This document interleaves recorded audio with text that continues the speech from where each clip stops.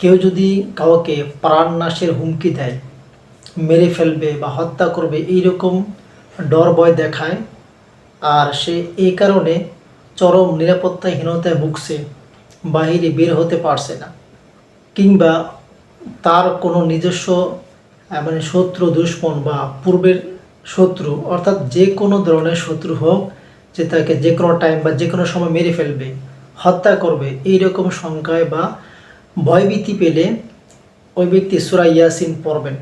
ঘর থেকে চাই সে ঘরে থাকুক কিংবা মাকতাব অফিস থাকুক বা যে কোনো স্থানে থাকুক, সেখান থেকে বের হওয়ার সময় সূরা ইয়াসিন পড়ে বের হবেন।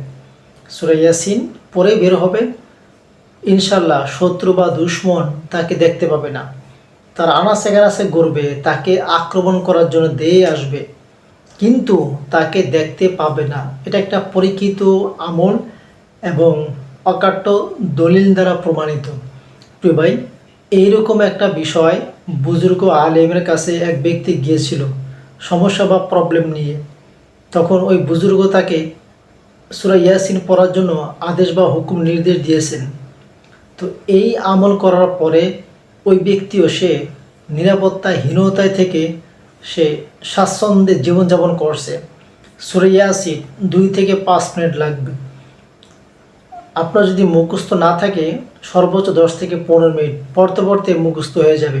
সূরা ইয়াসিনটা পড়ে ইনশাল্লাহ বের হবেন। আল্লাহ আপনাকে হেফাজত করবেন, নিরাপত্তাহীনতা থেকে আপনাকে স্বাচ্ছন্দ্য বা একটি নিরেট পরিষ্কার পরিচ্ছন্ন জীবন দান করবেন। প্রিয় ভাই, এই সূরা ইয়াসিনে শুধু এটাই ফজিলত বা ফাজাইল নয়, এছাড়াও অনেক বা নানান ধরনের ফজিলত ফাজাইল রয়েছে। কোরআন কারীম খতম করার ফজিলত আছে, মৃত ব্যক্তির রোহে মাগফিরাত ইসালে সোয়াব পাঠানোর ফজিলত ফাজাইল আছে। এছাড়াও অনেক ধরনের নানান ধরনের বিপদ আপদ থেকে আল্লাহ তাআলা বাঁচিয়ে রাখেন এই সূরা ইয়াসিনের মাধ্যমে।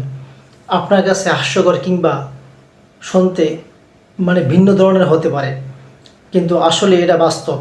আপনি যদি আপনার জীবনে প্রয়োগ না করেন, এটা খাপ না খাওয়ান, তাহলে এটা ফলাফল বাস্তব জীবনে আপনি দেখতে পাবেন না। অতএব কারো যদি এরকম সমস্যা থাকে,